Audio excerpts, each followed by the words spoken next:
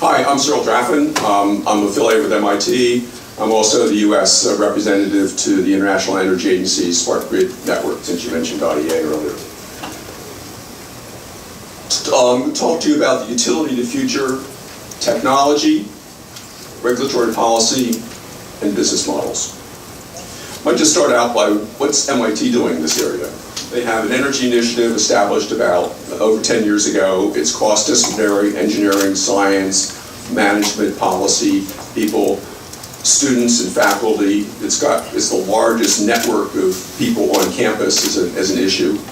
It has a worldwide constituency in terms of support groups. We have a series of low-carbon energy centers. We recognize that decarbonization is important. We're looking at the technology, the markets, the regulatory functions, and the implementation. And some of that's very basic research in terms of how do you handle, the advanced technologies for energy storage, get well beyond the lithium batteries. As part of MIT's energy effort, we put out the utility of the future.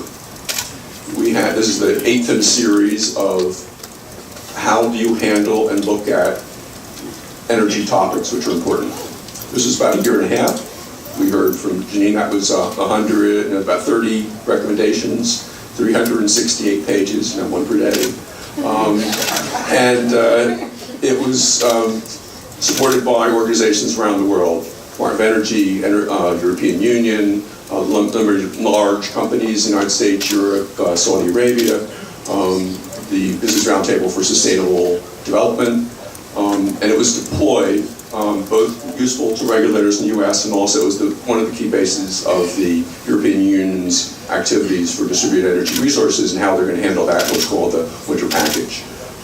Some of the people then going on to work on grid issues in India, in Africa, in South America. Grid is something that countries throughout the world face.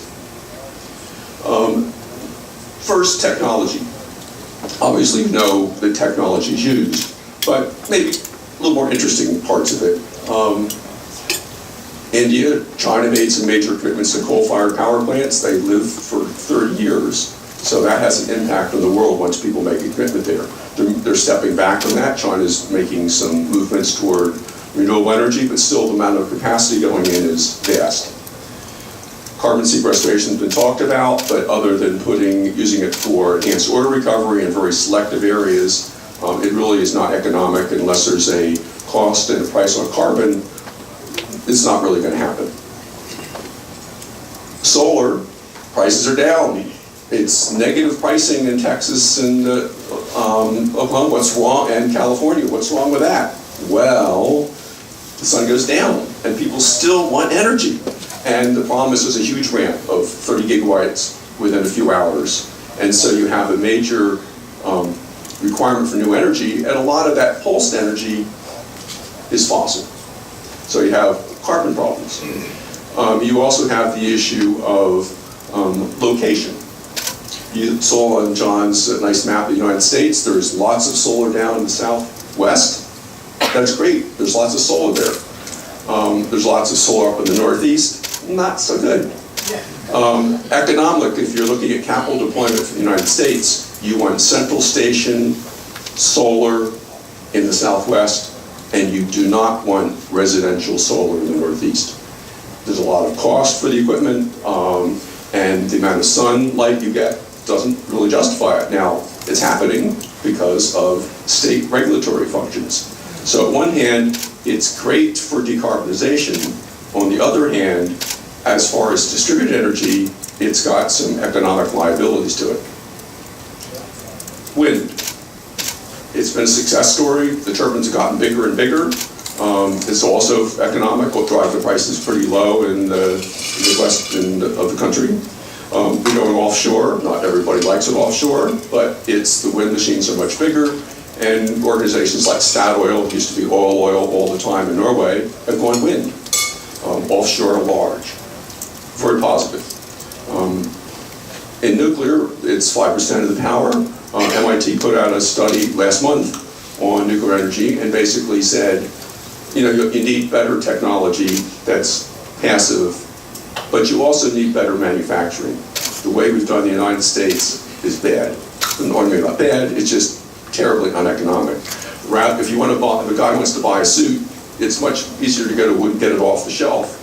If you want it tailored, handmade, special materials, it's much more expensive. And that's how they built nuclear power plants. The cost is not really because of the power, it's because they balance the plant. Fusion. Actually, there's been some breakthroughs in magnets, and MIT has some, for the first time, there's a path to commercial fusion reactors. And I was a little impressed that on campus they have a little magnet making some plasma. The plasma is hotter than the sun on campus, contained in breakthrough magnet technology. And energy storage we can talk about later. So let's move into what the MIT study said. I'm not going to go through all the recommendations, I'll just pick a few, because there's a need for improved regulation.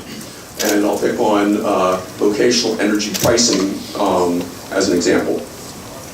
So the grid used to be, you start the energy one end, it flows to your homes, everybody's happy. And as John's implying, it's getting much more complex. It's a mesh network in some places, it's a radial distribution in other places, there are energy supplies showing up at the end, there's transaction energy occurring. It's much more sophisticated, much more decentralized, much more digitized, and the regulations have to match that. And it's hard for regulators to make those changes because there's winners and losers as they do that. And people who have incentives hate to give them up. So what's the impact? Well, colors mean something. And in this case, this is PJM, which is an interconnected group of Pennsylvania, New Jersey, Maryland. And you can see there's a color differential from one part, it's just like 4 o'clock in the southwest, up to New Jersey. That represents a 10-fold difference in energy cost. Now, it doesn't come across that way because there's a lot of fixed costs and what you're actually paying isn't the same. But from a locational marginal pricing for transmitted energy through the transmission lines, there's a vast difference from one end to the other of one distribution company. That's pretty big. So maybe that's just a spot. How about looking at a whole year? Well, you can see that 3/4 of the nodes, this is dollars in megawatt per hour, in that whole grid, this represents a major portion of the United States. We live here, by the way. And 3/4 is of the nodes are between, $20 and $40. But way out on the side, 100, 5 times, 3 to 4 to 5 times. And those are areas where you have long runs, you don't have enough capacity, and those are the ones that you really need distributed energy. That's where you really like to have that, or battery storage, because the cost of putting new transmission lines is usually quite high. And there's pushback. For instance, right here, Mount Vernon, big issue in DC, they don't want the wireless crowd, doesn't want any new substations.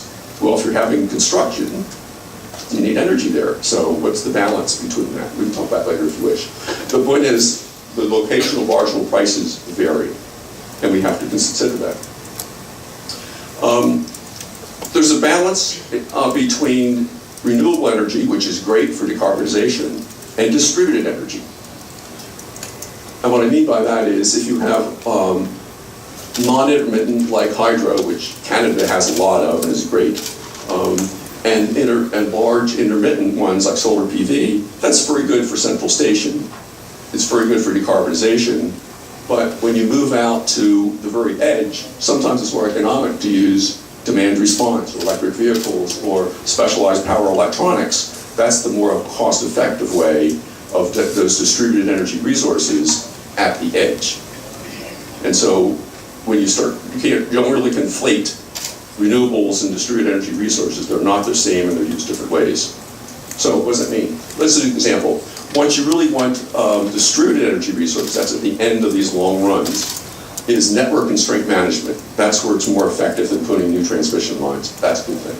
It also has advantages of voltage control, power quality, energy loss reduction. If you're at the edge, that's where location makes a difference. Other than that, it doesn't really matter where it's on the grid because the grid moves energy all around. And you'll hear from in New York Rev trying to price what of all the energy services you used to pay for energy. Now there's energy capacity, voltage control, there's like 15 different or more different services. It could be priced separately black start. And so how do you handle that? You can see it's getting to be complex. So what do? Well, simplistically, if you had solar and you had batteries, that's probably a good combination. How do you do it technically? How do you do it regulatory? If you have solar and you have lots of demand, maybe you want to drive in Texas for demand response. Charge your electric vehicles in the middle of the day when the electricity is low. Pre-cool your house in the middle of the day, so when you get home, you've handled it. And so that's straightforward. How do you do it in a regulatory manner? You want signals closer to real time. You want transparency, with auction rates. I won't go into the technicalities, and you go on, have 200 pages to read about that kind of good stuff. But you also want to make sure, the last point, that you are careful in how you have support mechanisms for things that people want for energy and renewables and solar, that you don't put in constraints. Just as some people in administration is pushing coal, you need to be careful of what you're trying to achieve and the economics of doing that. So you need to have an eye chart, right? So business models. We looked at business models of how people solve this, and we only had 144 of them. And these are primarily demand response, energy management, and solar PV. That's kind of the colors on the right side. And what do? They do voltage control, power quality, operating reserves, types of services, network connectivity, firm capacity, and by the way, energy, which is the actual flow of energy on the bottom. And various people do it, DSOs, ICOs, there's different organizations. And so you have all these functionalities, all these businesses, all these companies trying to do good, make money, be regulated, fit to utilities, and not botch things up. That's a challenge, but if you want to have one of the more sophisticated engineering marvels in the world and you want to operate efficiently as it changes from now to transactive energy, you get this. Want more information? You're welcome to go to the MIT websites. They have all these reports for download, and including some game changer energy technologies. And so let me turn it over to some of the people who worry about getting these regulations to work in this kind of system.